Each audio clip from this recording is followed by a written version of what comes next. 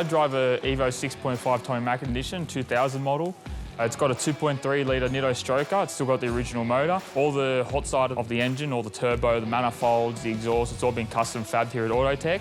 It's just running Bilstein coilovers and it's got upgraded sway bars. So it's got a full custom exhaust system on it. It's got a 3-inch dump pipe and just a 3-inch system all the way, made out of stainless steel with a resonator and a cannon at the back. So this car has been tuned to 280 to 300 kilowatt at the wheels on 98 and is currently making about 380 kilowatt at the wheels on E85. I usually take this car out on the weekends. It's just a bit of a toy. You go to Cars and Coffee, you go to car meets. I take it to roll racing events like there's all Jap Day at Eastern Creek and all that.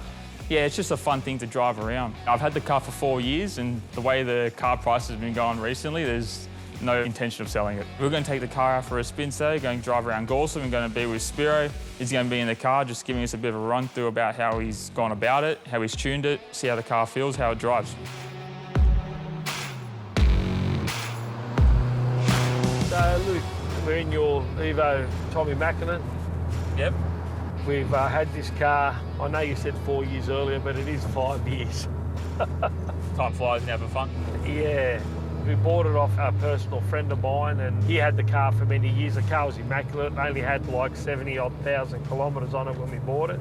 He himself had actually upgraded all the suspension to Bilstein coilovers and he actually spent about 10 grand at the time on suspension bushes and...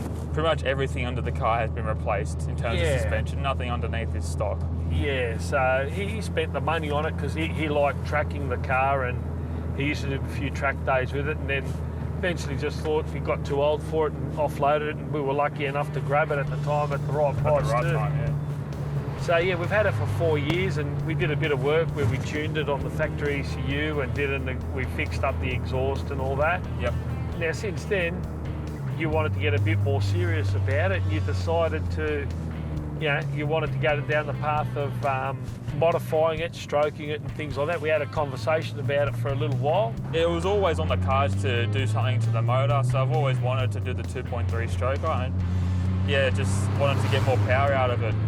Yeah, so we did a Nitto kit on it, a Nitto 2.3 stroker kit. So we basically bought another engine. We didn't use the original motor because it's a genuine car, so we built another engine from scratch. We did a 2.3 Nitto stroker kit on it with I-beam con rods, etc. So it's now 2.3 litre, as you just said. We also did a bit of head work. We did a pair of Tommi 272 cams. 272 camshafts on it. We did custom manifold. We upgraded the turbo. Yep. The turbo is one of my favourite turbos. It's a Garrett. It's one of the new Garrett G series turbos. Yours is a 3660, so it's rated for about 660 horsepower. Now at the moment, we're not making the full 660 on pump fuel. What did we tune it to? It was around 280 to 290 kilowatt. It's got 280 kilowatt at the wheels on 98. Yeah. On pump fuel, and then 380 currently on E85, which still needs to be wound up a bit more. So we were lucky enough where Autotech gave us a special price on your computer system and we were able to remove the factory ECU and run a full Autotech system. Like a kit, yeah. So we got all the goodies and the flex kit and all that. And as you said, we're making about 380. And that's not at its limit, but that's where we pushed it to because we just thought, well, that's plenty of power for what you needed, and we're still running a standard gearbox in it. So. Just for now, like the turbo we did go the smaller option, mostly just to try and get a bit of responsiveness out of the car. We didn't want to have too much lag on it. We've even gone a smaller rear housing to try and get that responsiveness up again. Yep. But yeah, like you said, there's still plenty more in it with the forged internals, the new crank, new pistons, new rods, the Nitto stroker kit. It just gives us a bit of a higher ceiling for later on if we ever want to push it harder. So how's the car drive with all the mods? How do you find the car driving? No, I only drove the car like maybe once or twice a month really. Like I don't really get to drive the car a lot, but whenever I do, it's always such a joy. It's just so smooth, the power comes on really well. For a street car, the power that it's making on the pump fuel, which is all I have really been running it on the street, it's perfect for the street. The power that it makes, it's just really fun to drive. As for the tuning with the Autotech, it enabled us to add a few extra features again, like flex fuel. Obviously, we're running closed loop fuel systems, closed loop fuel control with it. And we also were able to set up a two-step, which I wasn't happy about. You ended up getting Tyson to do it behind my back. Yep.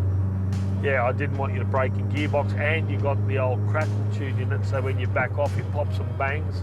Again, behind my back. How does it feel like it goes, Luke, overall, with all that? How does it feel? Whoa, back off. Well, there you go, that just quickly took us a bit over the speed limit there, but anyway, the exhaust note sounds really good, so yeah, we did custom fabricate all the exhaust work, exhaust manifolds and turbo, the inlet, the intercoolers. That's the other thing we forgot to mention, I guess we went a slightly larger intercooler as well. Yes, we did.